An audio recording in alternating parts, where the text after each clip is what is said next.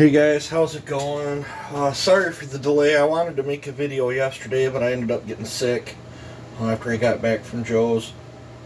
I think it was stress-induced sickness. There's a lot of stuff going behind the scenes that I just am not ready to talk about on YouTube or whatever.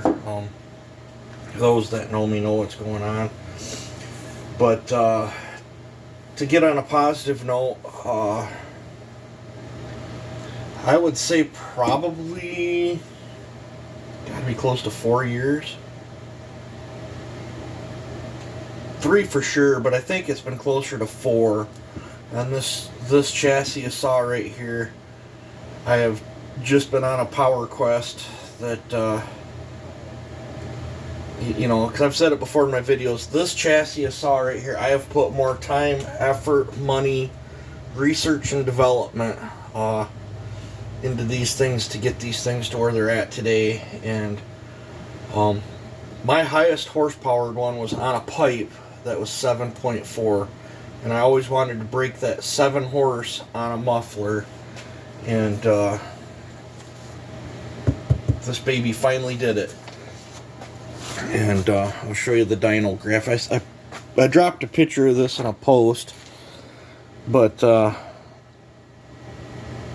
right there, 12,500 RPM, 7.04 horsepower, and the torque peaked out at 3.56. And what's still blowing me away is this thing's pretty radically ported. And let's see here. I mean, typically,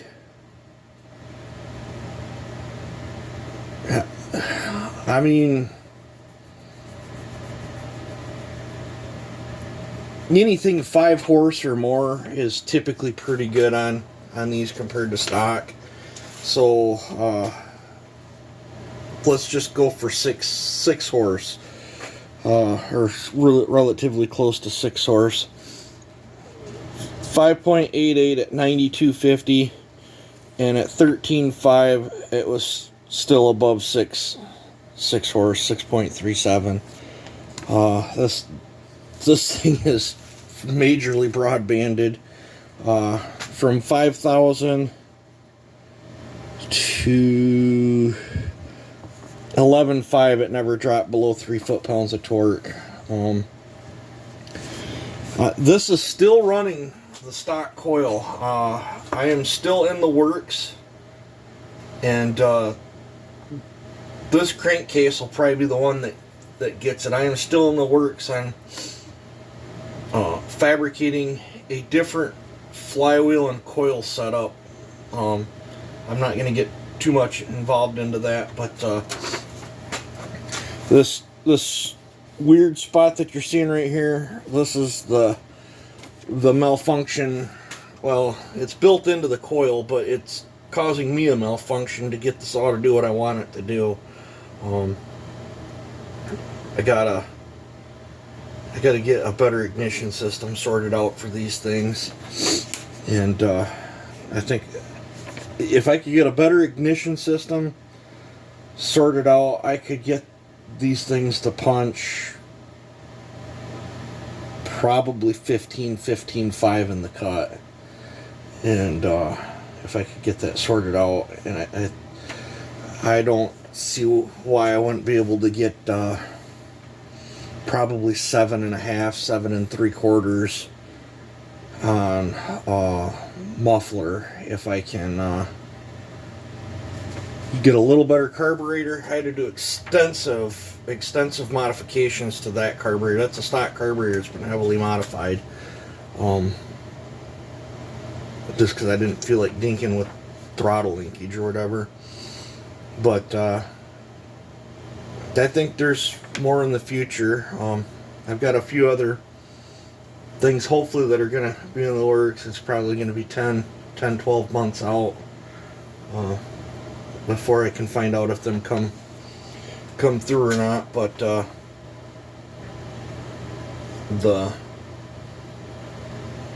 ignition, carburetor and piston is what's holding me back right now. But I'm absolutely thrilled to get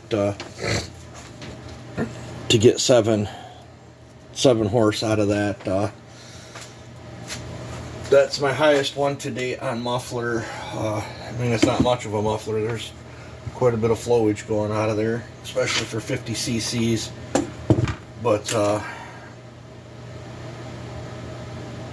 and this one was done with no chamber work. I did not do any chamber work on this cylinder. The cylinder I had on here previously had tons of chamber work. And I think the other cylinder quite possibly was at 7 horse as well. It's just that compression release had failed and had smashed, and that other cylinder had made 6.5 horse with a smashed bent compression release, which we were really, really lucky that didn't snap that compression release off and she eat it and smoke it. But this thing is an absolute hoot. I knew when I was playing with it that she was something special, because she gets right with the program. She hauls the mail, and this thing has a smile factor of 10 when you're playing with it. You got a sub 10-pound saw that's making 7 horsepower. And this thing, if you've got 16 or an 18-inch bar on it, I tested it noodle-wise, long ways. I'd put the whole bar in and just let the weight of the saw on it and pulled the trigger. She was holding with just the weight, just by letting this on there and taking your hand off the top and squeezing the trigger and letting her eat down through on her own with just an out-of-the-box 23 RS chain. It was holding about 13.8, 13.9 in the cut by doing that. And yeah, so this might be my new racer. It's a toss-up between this and stickers. Stickers I think is making about 7.4 right now. Or I mean 6.4, and stickers is running phenomenal. I think playing with the two, stickers is giving me a bit more ignition problem. I've got this ignition a bit more dialed in than I do stickers. So I've went back in and retweaked a few things on stickers, and stickers is right here. You guys seem to like this saw. This is Stickers' old gas tank. This is the updated gas tank, but this saw is running absolutely phenomenal. But it is that last video of me playing with it. I can hear it popping. I don't know if it was the weather change or the fuel. That 7 horse pull was done on 4-month-old 87 Shell octane 50-to-1 red armor. Too, for those that are wondering, I didn't have nothing spiked in the fuel or any of that stuff. It was just regular old chainsaw gas that it was gas that I had. It was probably longer than that. Whenever Sawfest was, just 87 octane Shell gasoline. I haven't had a bit of problem with any of my fuel sitting for months and months and months with that red armor. However, though, this has still got the fuel in it from Tip Up and Sawfest, and I don't know if it was the weather change or if it didn't like the retweaks I did, but the ignition is breaking up in this one just a little bit. but I think I can push a little harder on stickers than I can this one. And I'm not quite sure why. If anything, this one, you know, if you go by raising the roof and all that stuff, this one should have less torque. But and this I've had people ask too. This is running twin rings. I have both rings in this piston. This has both rings. But I think, don't get me wrong, the Shin, the 492 Shin is still an absolute monster.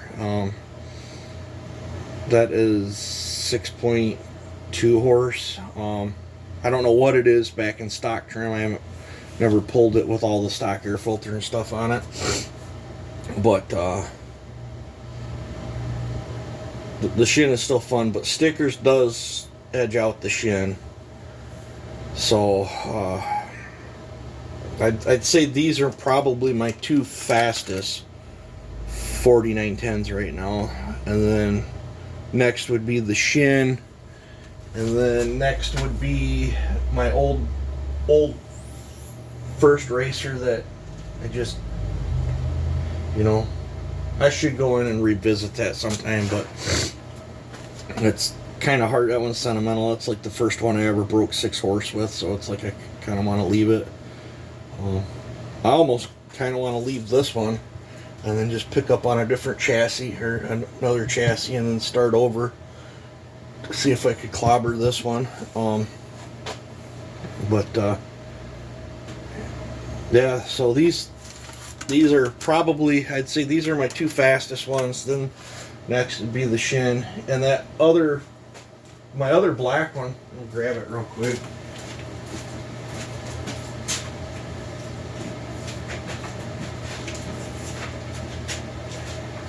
Grab both of them just while I'm talking about them. This is the first one I ever did that made 6 horse, and I think I don't know, when I get some time I might dive back into this and do a few tweaks.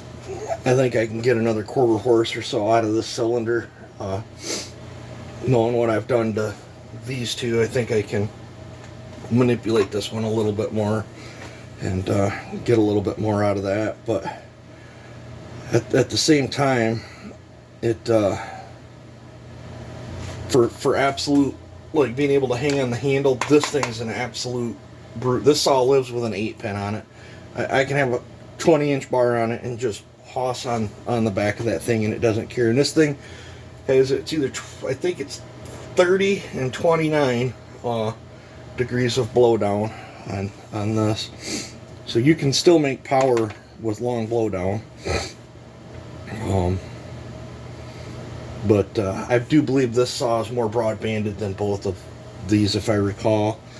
But here's the other one, and I think this one, this may just a touch over 6 horse. I've only showed it, I've got it all dirty now. I've only showed this once or twice on the channel. This one is like a blend of all 3 of these, and I think this, I haven't put them up to it, but I'm pretty sure this one's faster than this one. So I don't know. I'm hoping once summer gets here and I can get out and play, that we can get more into that. But I'm hoping later today is going to go good. I'm supposed to go drop some trees for a buddy. I guess he's got some 3-foot plus diameter cherry trees that he needs big saw to be taken out, so we're going to go over there and drop them later today. So but I wanted to make you some sort of video. So there's the dyno results on that one. I'm very, very tickled, so I've blabbered on here enough. You guys take it easy. I pulled 5 saws or Joe pulled 5 saws for me yesterday. So I'll be dropping videos on them as we come along. So you guys take it easy and have a good one.